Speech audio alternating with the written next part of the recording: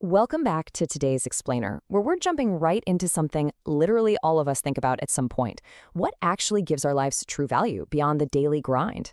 We're digging into some seriously profound ancient wisdom today, drawn directly from philosophical texts, and it really challenges our modern obsession with the hustle. It asks us to just pause and reevaluate our priorities to find a much deeper, way more sustainable kind of happiness.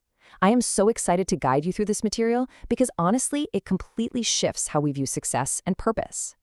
So let's start with a huge, profound question.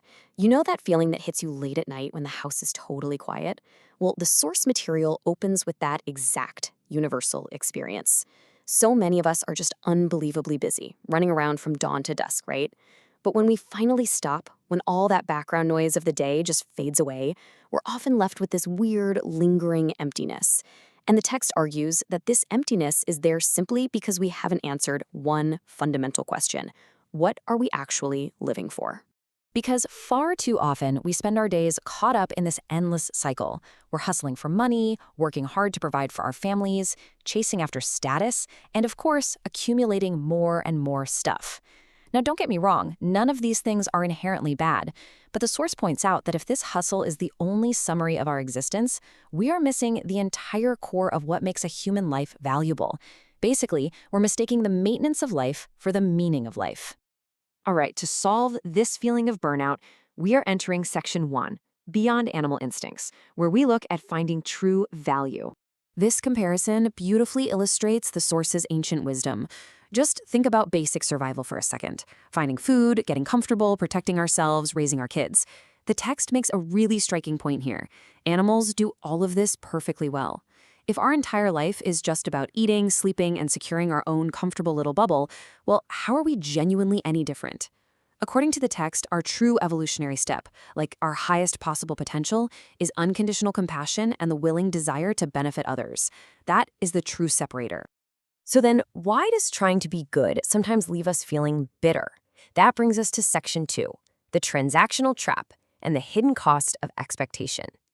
Okay, so the source text warns that way too many of us treat goodness like a cosmic vending machine. Think about it. We perform a good deed, like holding the elevator door, and subconsciously, we expect a reward, or at least a really big thank you. And when that gratitude doesn't show up, we suffer. We get frustrated, disappointed, and bitter. We tell ourselves we're being selfless, but actually, scratch that, we're really just trading. And the text says this heavy attachment to getting something back absolutely guarantees our suffering. To anchor this idea, the source shares an absolutely beautiful parable about an old woman.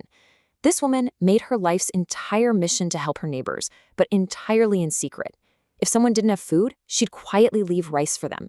If a kid couldn't afford school, she'd anonymously provide the funds. She took care of the sick without ever asking for a single shred of recognition. Well, eventually, her frustrated son just couldn't take it anymore. He essentially asked her, "Mom, you help so many people, and half of them don't even know it's you. Is this really worth it?" And her response? It completely dismantles the transactional trap. She says, "I plant flowers, not so they bow to me." I mean, wow, I just love that. The text uses this quote to prove that true compassion means giving purely out of love and a genuine desire to see others bloom. It is 100% free from that exhausting, ego-driven need for recognition or a return on your investment. You just plant the flower because the world needs more beauty, period.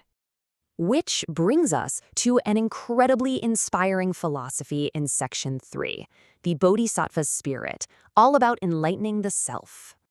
So the text introduces this concept from Buddhist philosophy called the Bodhisattva. Let's demystify this a bit, just like the text does. A bodhisattva isn't some distant, mystical figure sitting on a mountain. The source defines it super practically. It's just a person who finds their own freedom from suffering by actively helping others find theirs. It's the ultimate win-win. By dedicating yourself to benefiting others, you inadvertently benefit yourself. It's an outward focus that brings you incredible inward peace. And it all comes down to this crucial difference between a small mind and a big mind. A small, self-centric mind acts like a dark storm cloud, constantly trapped in these loops of "I was wronged" or "life isn't fair." The source notes that this narrow focus literally magnifies our personal pain. But a big mind, it expands. It shifts its attention entirely to comforting and guiding others. The amazing secret revealed in the text is that when you expand your heart to care for the world, your own personal, petty anxieties naturally begin to shrink. You just don't have the mental real estate to hold on to bitterness when your main goal is to help. This brings us to a massive paradigm shift, captured perfectly in this quote. Not seeking comfort for oneself, but wishing for sentient beings to be free from suffering. According to the source, the exact second you stop obsessing over your own comfort and start genuinely wishing well for the people around you, your life expands. True personal happiness doesn't come from frantically building a wall of comfort around yourself. No way. It comes from selflessly elevating the people around you. Let's move to our final section, Section 4, the light of compassion, and see how this outward-focused mindset builds a true legacy. The source shares one last super touching parable to really drive all this home. It's the story of a very old, physically frail monk who is nearing the end of his life. Now, despite his failing health, he just kept working, kept counseling people, and kept taking on the burdens of his community. Finally, his devoted disciples begged him to stop. They were like, "You're too old. You need to stop exhausting yourself with everybody else's problems and finally just rest." But his reply is absolutely unforgettable. He told them, as long as the candle is lit, it should continue to illuminate others. What a breathtaking way to view our time on Earth, right? The source emphasizes that as long as we have breath in our lungs, we have the immense privilege and the responsibility of bringing light to someone else's darkness. It completely flips the whole narrative that getting older means you just retreat and serve yourself. Instead, the message is, as long as your flame is burning, use it to light the way. Now, you might be sitting there thinking, okay, but I'm not a monk and I'm definitely not a saint. Well, the source makes it totally clear. You don't need to be. We are just talking about acts of everyday compassion here. A comforting word to a stressed out coworker, a genuine smile to a stranger on the street, even just a tiny bit of practical help for a neighbor.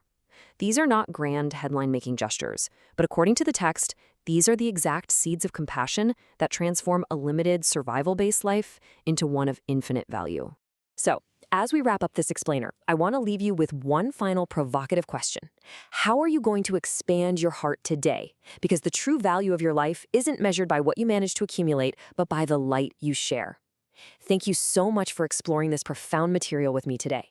Keep seeking, keep learning, and hey, I challenge you to go plant some flowers today, just for the sake of the flowers.